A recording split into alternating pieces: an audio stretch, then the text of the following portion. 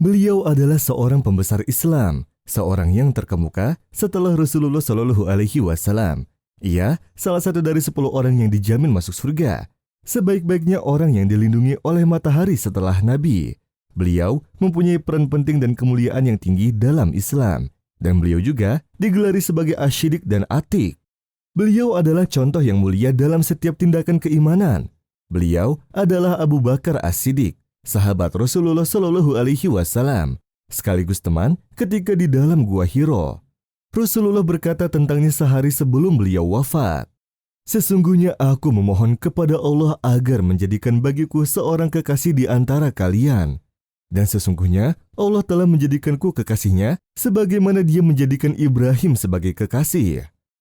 Andai saja aku boleh mengambil seorang kekasih dari kalangan umatku, tentu akan aku jadikan Abu Bakar sebagai kekasih. Nama lengkapnya adalah Abdullah bin Utsman, bin Amir bin Amru, bin Ka'ab bin Sa'ad, bin Tayyim bin Murrah, bin Ka'ab bin Lu'ay, bin Ghalib bin Fihir, bin Malik al-Qurashi al-Taimi. Jika diperhatikan garis keturunan Abu Bakar As-Siddiq, maka ia bertemu dengan garis keturunan Rasulullah Shallallahu Alaihi Wasallam pada Murrah bin Ka'ab dan terus hingga ke atas. Lalu Nabi memberinya gelar As-Siddiq karena ia selalu mempercayai Nabi. Dari Aisyah radhiyallahu anha, ia berkata, ketika Nabi Shallallahu Alaihi Wasallam diperjalankan ke Masjidil Aqsa, maka orang-orang pun mulai memperbincangkannya. Sebagian orang yang sebelumnya beriman dan membenarkannya menjadi murtad. Mereka pun datang menemui Abu Bakar As-Siddiq radhiyallahu anhu seraya berkata, apakah engkau mengetahui kalau temanmu mengaku melakukan perjalanan pada malam hari ke Baitul Maqdis? Abu Bakar radhiyallahu anhu bertanya, apakah ia mengatakan seperti itu? Ya, jawabnya. Abu Bakar pun berkata, andai ia memang mengatakan seperti itu, sungguh ia benar.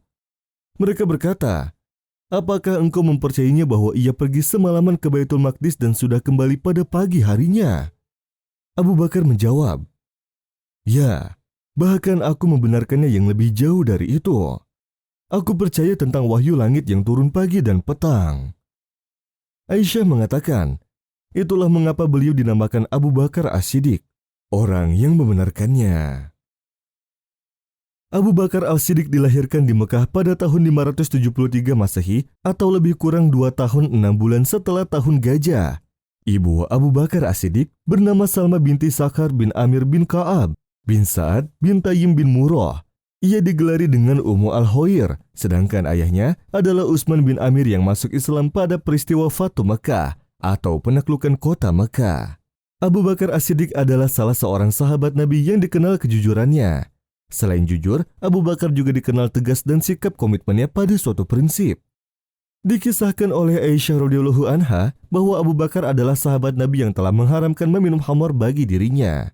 Pada saat orang-orang di masa jahiliyah asik dengan pesta minum khamar, Abu Bakar tidak sekalipun menyentuhnya. Suatu hari beliau ditanya oleh seseorang, apakah engkau tidak pernah meminum khamar sejak masa jahiliyah? Alhamdulillah, aku berlindung dari perbuatan yang tidak baik.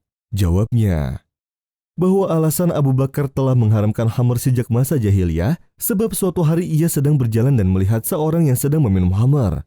Ketika ia melihat seseorang itu dalam keadaan minum khamar, Abu Bakar melihatnya memegang kotoran. Ia tak sadar atas apa yang dipegangnya. Setelah tangannya dijulurkan ke muka, barulah ia sadar atas apa yang dipegangnya. Seorang laki-laki yang Abu Bakar lihat telah kehilangan akal sehatnya.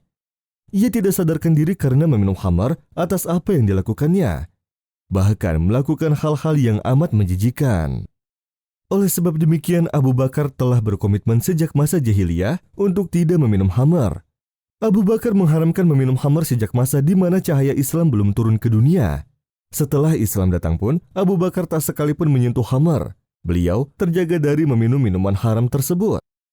Abu Bakar merupakan seorang sahabat Rasulullah Shallallahu Alaihi Wasallam yang memiliki keistimewaan dibandingkan dengan para sahabat yang lain. Rasulullah Shallallahu Alaihi Wasallam bersabda, jika ditimbang keimanan Abu Bakar dengan keimanan seluruh umat, maka akan lebih berat keimanan Abu Bakar. Bahkan Rasulullah Shallallahu Alaihi Wasallam sendiri juga pernah memuji keislaman Abu Bakar. sebagaimana yang dikutip oleh Ibnu Katsir dalam Al-Bidayah wa Al-Nihayahnya. Tiada aku mengajak seseorang masuk Islam tanpa ada hambatan, keraguan, tanpa mengemukakan pandangan dan alasan. Hanya Abu Bakarlah. Ketika aku menyampaikan ajakan tersebut, dia langsung menerimanya tanpa ada rasa ragu sedikit pun.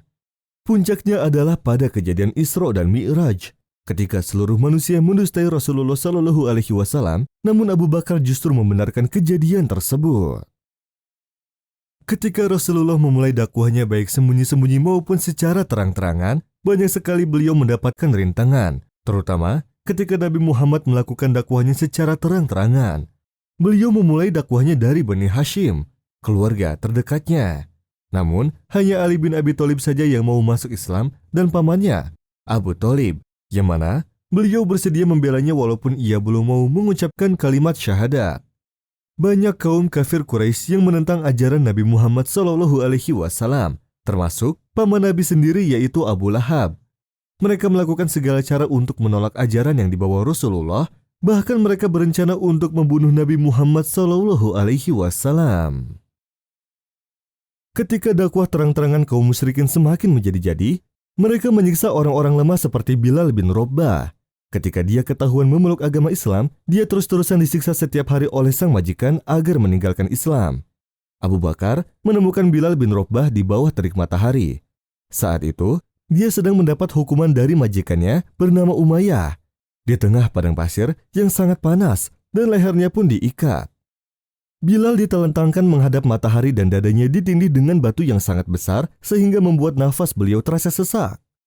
Umayyah dengan kejamnya menyiksa Bilal dan berkata, "Kamu tidak akan kulepaskan dari siksaan ini hingga kamu mau mendustakan Muhammad dan kembali mengikuti agamamu yang dulu.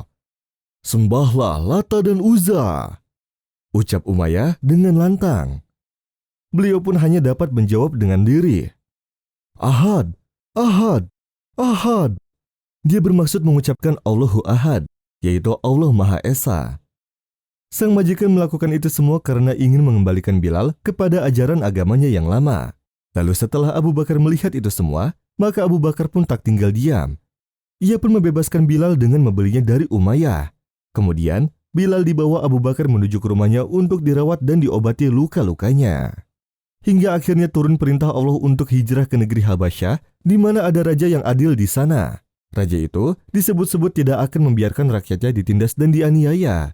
Namun kemudian turun lagi perintah dari Allah Subhanahu wa Ta'ala untuk berhijrah ke kota Madinah.